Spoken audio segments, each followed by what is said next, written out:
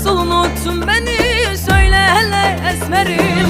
Seven sevdiğini bir kalemle siler mi? Nasıl unuttun beni söyle hele esmerim. Uyu esmerel bir amı neydere serdilem kız diye vallahi min o kanşere şove kovadıkım hayal eter dere tüjarse bir nakım atar o